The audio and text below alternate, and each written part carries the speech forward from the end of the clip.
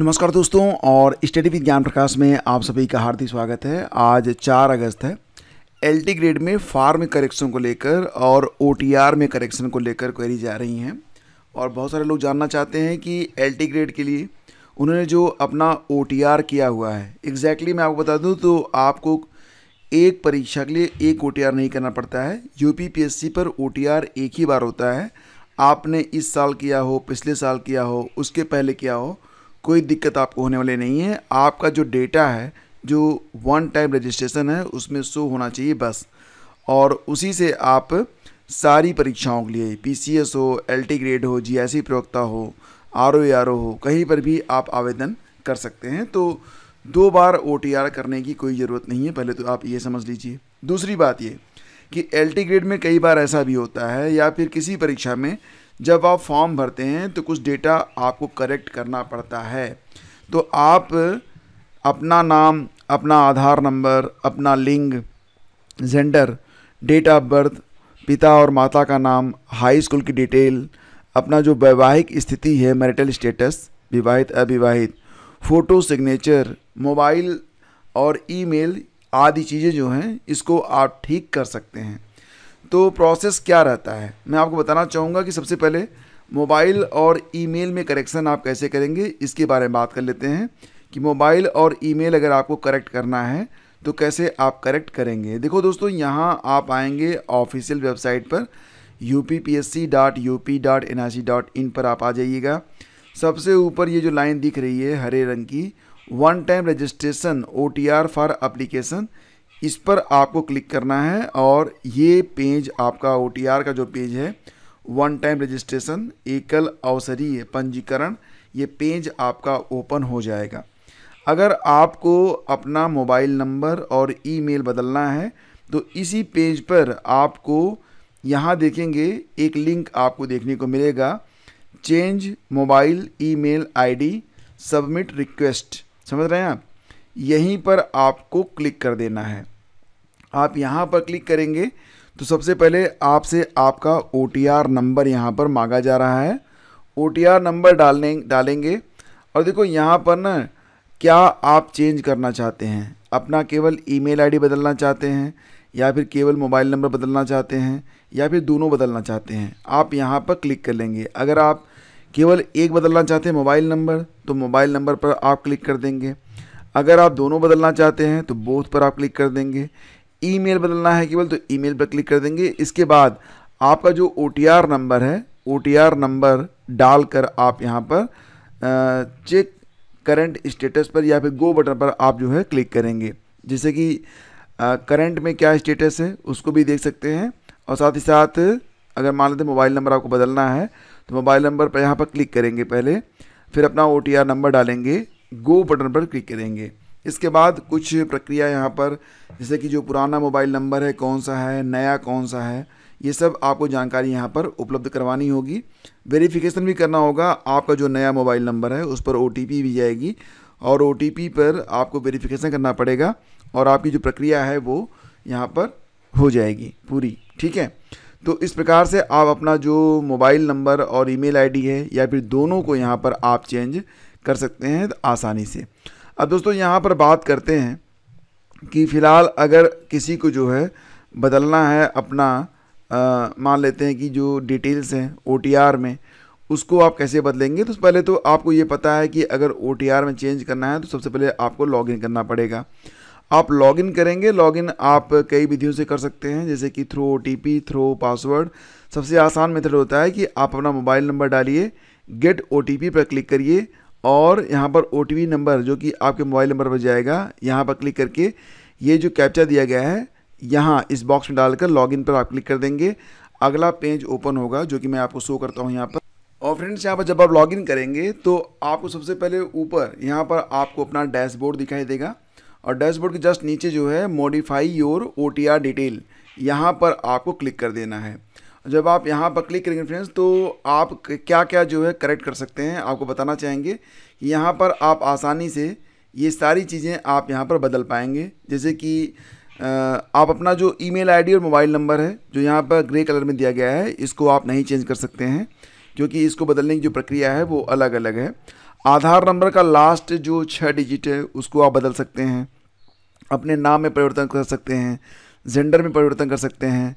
इसके अलावा अपना होम डिस्ट्रिक्ट और कैटेगरी भी यहाँ पर चेंज आप कर सकते हैं। पिता का नाम बदल सकते हैं और माता का नाम भी आप बदल सकते हैं। हाई स्कूल की डिटेल आप यहाँ पर चेंज कर सकते हैं। इसके अलावा बाकी जो चीज़ें यहाँ पर ग्रे में नहीं दिख रही हैं, सारी चीज़ें सिटीजनशिप बदल सकते हैं, मैरिटल स्टेटस यहीं पर चेंज कर सकते हैं। Are you dependent of freedom fighter, yes और नो, यहाँ पर भी आप बदलाव कर सकते हैं। और दिव्यांगता से संबंधित जो चीज़ें हैं वो भी आप यहाँ पर चेंज कर सकते हैं। ठीक है। इसके अलावा जो आपका कम्युनिकेशन एड्रेस है उसमें अगर आप देखेंगे तो मोबाइल नंबर, ईमेल आईडी को छोड़कर आप यहाँ पर अल्टरनेट मोबाइल नंबर डाल सकते हैं और अल्टरनेट ईमेल आईडी भी आप यहाँ पर डाल सकते हैं।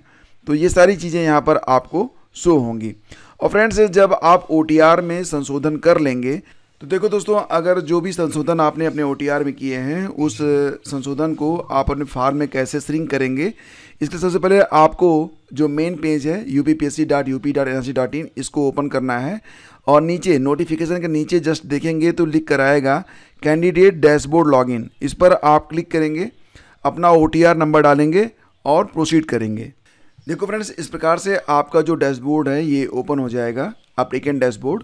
और इसके बाद आपको यहाँ पर एक ऑप्शन शो होगा sync your data with OTR server. यहाँ पर आपको चेक बॉक्स पर क्लिक कर देना है। ठीक है। यहाँ पर लिखा गया है please click sync your data with OTR server button to update your details with your latest OTR information. तो इस बटन को जब आप क्लिक करेंगे तो OTR में जो नया संशोधन आपने किया है वो आपके सारे फार्म में अप्लाई तो हो जाएगा, लेकिन साथ ही साथ आपको एक काम और करना पड़ेगा। आप नीचे देखेंगे ना, यहाँ पर नीचे देखेंगे तो आपके अपने सारे फार्म यहाँ पर शो होंगे। यहाँ पर आप देखेंगे तो सारे फार्म तो शो होंगे, लेकिन लास्ट में यहाँ पर एक ऑप्शन आपको और शो होगा। दोस्तों, लास्ट में आप देखेंगे ना, यहाँ पर एकदम अंतिम में जो आपके फार्म जहाँ पर शो हो रहे हैं सारे फार्म, वहाँ पर सबसे लास्ट कॉलम में लिख कर आएगा update application form data as per your OTR detail. तो यहाँ पर सिंक ऐप डेटा पर आपको यहाँ पर क्लिक कर देना होगा। तो जो भी लेटेस्ट नया वाला मतलब आपने यहाँ पर जो अभी भी OTR में आपने संशोधन किया है, सारा सब कुछ जो है आपको यहाँ पर अपडेटेड मिल जाएगा। और इसके बाद दोबारा से आप अपना जो एप्लीकेशन फार्म है जब आप उसे यहाँ पर क्लिक करके प्रिंट करेंगे तो फिर आपको जो लेटेस्ट इन्फॉर्मेशन है उसके मुताबिक आपके फार्म में सारी जानकारी शो हो जाएगी। तो दोस्तों, ये तरीका होता है कि आप अपना जो फार्म है उसको कैसे आप करेक्ट करेंगे, डेटा कैसे श्रिंक करेंगे, OTR में कैसे मॉडिफिकेशन करेंगे, मोबाइल नंबर, ईमेल आईडी को कैसे आप चेंज करेंगे। तो दोस्तों, अगर ये वीडियो आपको अच्छा लगा तो प्लीज़ इसे लाइक और शेयर कीजिएगा, क्योंकि वीडियो बनाने में काफ़ी मेहनत लगती है, काफ़ी रिसर्च हमें यहाँ पर करना पड़ता है। ठीक है।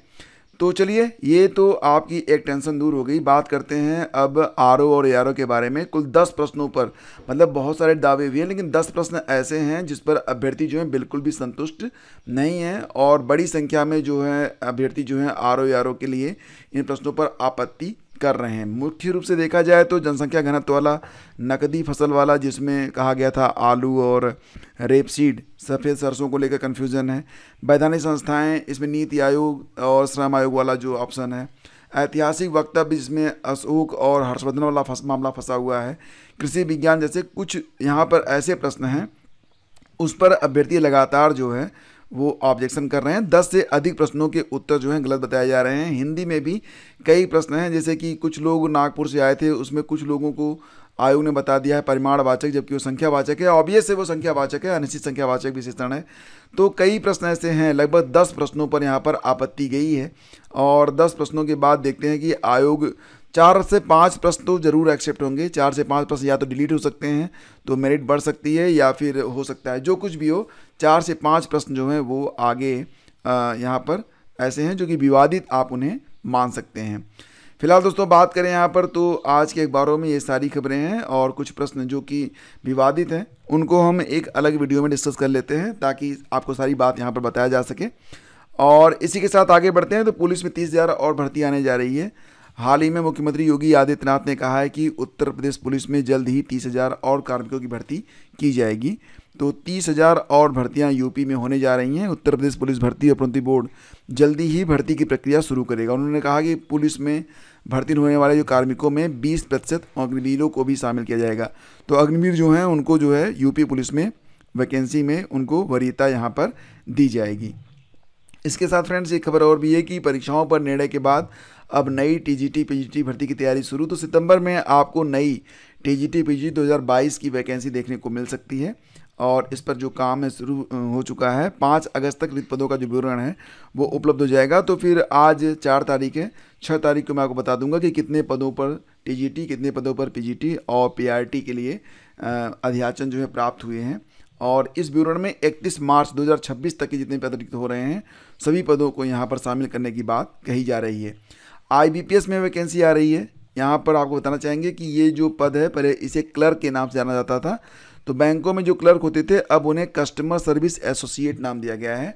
10,270 पद हैं, लेकिन सभी पदों पर आप आवेदन नहीं कर पाएंगे। आप अपने स्टेट के मुताबिक आप आवेदन यहाँ पर कर सकते हैं। तो दिल्ली में 416 पद हैं, यूपी में 1315 पद हैं, उत्तराखंड में 102, बिहार में 308, झारखंड में 106 पदों पर नियुक्तियां जो हैं वो की जाएंगी। इच्छुक अभ्यर्थी ऑनलाइन आवेदन भर सकते हैं। तो ये क्लर्क का पद है, इसमें स्नातक अगर आपके पास है तो आप एलिजिबल रहेंगे, आप आवेदन कर सकते हैं। और सैलरी मिलेगी आपको 24,000 से स्टार्ट होगा, जाएगा या 64,000 रुपये तक। इसके बाद आपका प्रमोशन हो जाएगा। ठीक है, आयु सीमा 20 से 28 साल के बीच में होनी चाहिए और 1 अगस्त 2025 को आधार मानकर उम्र सीमा की गणना की जाएगी। चयन में प्रारंभिक परीक्षा होगी, स्क्रीनिंग, और उसके बाद मुख्य परीक्षा। मुख्य परीक्षा के आधार पर ही आपकी अंतिम मेरिट बनाई जाएगी। वेबसाइट का लिंक है www.ibps.in, जाकर आप आवेदन कर सकते हैं। और यूपी में प्रवक्ता पुस्तकालय के 290 पदों पर वैकेंसी आने वाली है। तो 290 पदों पर भर्ती की तैयारी की जा रही है, यानी कि लाइब्रेरियन के पद हैं जो कि राजकीय महाविद्यालयों में रहेंगे। तो 290 पदों पर वैकेंसी बहुत ही जल्द आपको देखने को मिलेगी। जो लोग लाइब्रेरियन का कोर्स किए हुए हैं उनको इसका फ़ायदा मिल सकता है। पटना से एक भर्ती आई हुई है। पटना में BRLPS यानी कि Bihar rural livelihood promotion society के अंतर्गत वैकेंसी आई हुई हैं। कुल पद यहाँ पर 2,747 हैं। यहाँ पर बहुत सारे पद हैं। जैसे कि आपको बता दें कि यहाँ पर कम्युनिटी कोऑर्डिनेटर की सैलरी 15,990 रुपये रहेगी। अकाउंटेंट को 22,662 रुपये प्रतिमाह मिलेगा। ऑफिस असिस्टेंट को 15,990 रुपये। ब्लॉक प्रोजेक्ट मैनेजर को 36,000 रुपये। लाइवलीहुड स्पेशलिस्ट को 32,000 रुपये। इसी प्रकार से योग्यता क्या है? कम्युनिटी कोऑर्डिनेटर 12वीं पास महिला के लिए है, फ्रेश ग्रेजुएट पुरुष की ज़रूरत है। तो यहाँ पर आप देख लीजिएगा, यहाँ पर जो भी वैकेंसी आई हुई हैं सारी चीज़ें मैं आपको टेलीग्राम चैनल स्टडी विद ज्ञान प्रकाश पर शेयर कर दूंगा, वहाँ पर जाकर देख लीजिएगा। अगर आपको आवेदन करना है तो आप आवेदन कर लीजिएगा। कैसे आवेदन करना है, क्या शैक्षणिक योग्यता है, आयु सीमा क्या रहेगी, अलग अलग पदों पर सैलरी क्या मिलेगी, सारी जानकारी आपको इस क्लिप में देखने को मिल जाएगी, जो कि आपको हमारे टेलीग्राम चैनल स्टडी विद ज्ञान प्रकाश पर उपलब्ध हो जाएगा। धन्यवाद आपका। वीडियो को लाइक और शेयर आप लोग करते रहिए। और देखो दोस्तों, वीडियो को बनाने में काफ़ी मेहनत होती है, तो प्लीज़ इतना सहयोग तो आप कर ही सकते हैं कि वीडियो को कम से कम अपने स्टेटस पर डाल सकते हैं, फेसबुक ग्रुप पर शेयर कर सकते हैं, व्हाट्सएप ग्रुप पर शेयर कर सकते हैं। धन्यवाद आपका। मिलते हैं आपसे अगले वीडियो में।